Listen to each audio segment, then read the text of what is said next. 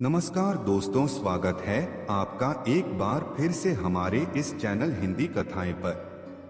मित्रों, कई बार रास्ते में हमें कुछ ऐसी वस्तुएं दिखाई देती हैं जिन्हें किसी भी परिस्थिति में हमें लांघना नहीं चाहिए, किंतु फिर भी जाने अनजाने में हमसे ऐसी भूल हो जाए तो ये वस्तुएं हमें शारीरिक तथा मानसिक दोनों ही प्रकार से परेशानियों में डाल देती हैं और कई बार यह हमारे मृत्यु का कारण भी बनती हैं। तो एक बार विस्तार से प्रकाश डालते हैं कि आखिर वे 7 प्रकार की नकारात्मक वस्तुएं कौन कौन सी हैं जो यदि आपको रास्ते में दिख जाए तो आपको अपना रास्ता बदल लेना चाहिए।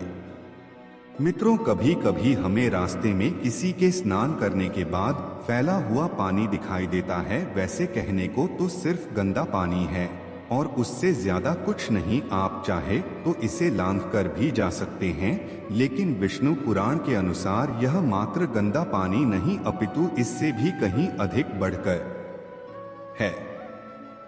दरअसल हिंदू पुराणों में स्नान के संदर्भ में विस्तार से बताया गया है। इसमें बताया गया है कि किसी भी मनुष्य के द्वारा 4 प्रकार के स्नान किए जाते हैं: मुनि स्नान, मानव स्नान, देव स्नान और राक्षसीना। इसमें राक्षसी स्नान सबसे निम्न कोटि का स्नान है। साथ ही इसमें यह भी बताया गया है जिस स्नान से न सिर्फ आपके दिखाई देने वाले इस भौतिक शरीर की बल्कि इससे आपके सूक्ष्म शरीर अर्थात ऊर्जा से बने ऐसे शरीर जो अस्तित्व में तो है लेकिन दिखाई नहीं पड़ते, उनकी भी अशुद्धियां धुलकर इस जल में मिल जाती है। और ऐसे में जब कोई व्यक्ति इस जल को लांघता है तो दरिद्रता उसके सर पर चढ़ जाती है, फलस्वरूप वह व्यक्ति कष्ट आने लगता है। इसलिए मित्रों, भलाई इसी में है कि यदि कहीं आपको ऐसा पानी दिखे तो आप इसे लांघने से बचेगा।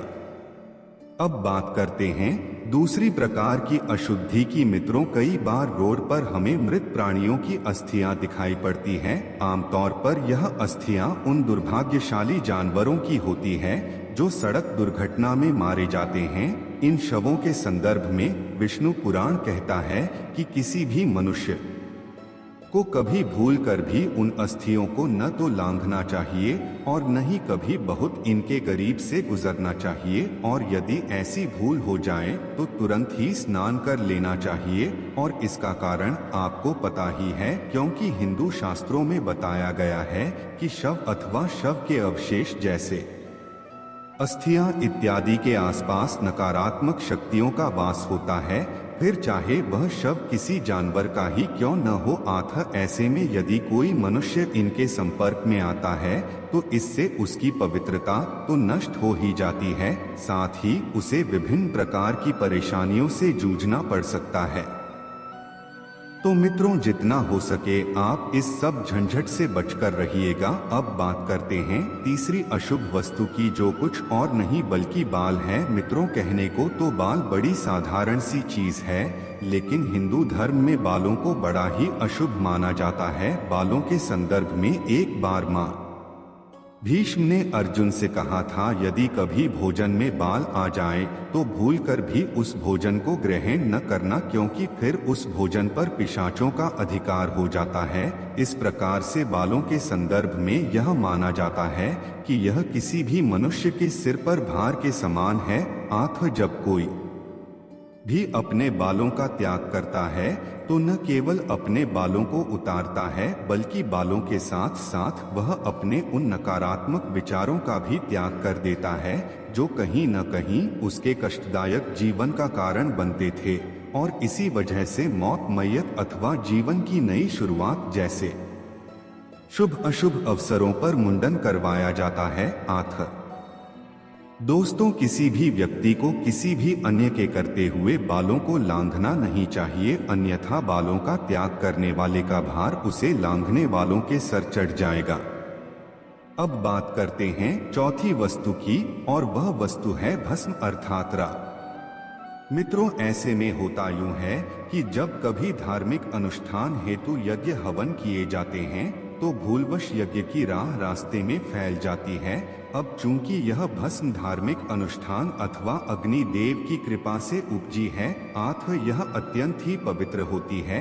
ऐसे में यदि कोई व्यक्ति जाने अनजाने में इसे लांघता है अथवा इस पर पैर रख देता है तो वह पाप का भागी हो जाता है और फिर वह अपने जीवन में कष्ट पाता है। हालांकि यह बात सिर्फ भवन की राख पर नहीं अपितु हर सजीव और निर्जीव वस्तु जैसे भोजन पानी अथवा पूजा पाठ में प्रयुक्त किए जाने वाली तमाम वस्तुओं पर लागू होती है।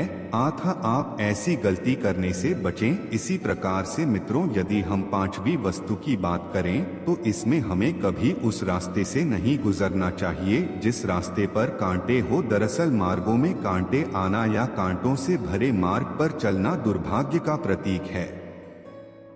विश्वास किया जाता है कि जब कोई व्यक्ति ऐसा करता है तो उसे चोट लगने का खतरा तो रहता ही है, साथ ही साथ यह कांटे उसके दुर्भाग्य में भी बढ़ोतरी कर देते हैं और उस व्यक्ति को अपने जीवन में नित नए संघर्षों से जूझना पड़ता है। अब बात करते हैं छठी वस्तु की। दरअसल इसके अंतर्गत हमें भूल कर भी उन वस्तुओं को नहीं लांघना चाहिए जिनका प्रयोग तंत्र क्रिया में किया गया हो। इसमें होता यूं है मित्रों कि कई बार तांत्रिक जन इसी प्रकार की नकारात्मक शक्ति को संतुष्ट करने हेतु सुनसान स्थान, सड़क अथवा चौराहों पर उसी भूत प्रेत के द्वारा बताई गई वस्तु जैसे मिठाई, मांस, अंडे, पान का बीड़ा, लौंग, पूरा कपड़ा, नींबू या कोई और नई नवेली वस्तु रख देते हैं ताकि वह नकारात्मक शक्ति आकर उन वस्तु को ग्रहण कर सके। किंतु ऐसे में यदि भूलवश आप उस वस्तु को उसके आने से पहले ही लांघ देते हैं,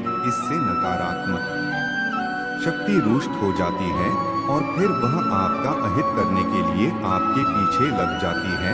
आम बोलचाल की भाषा में इसे प्रेत बाधा कहते हैं।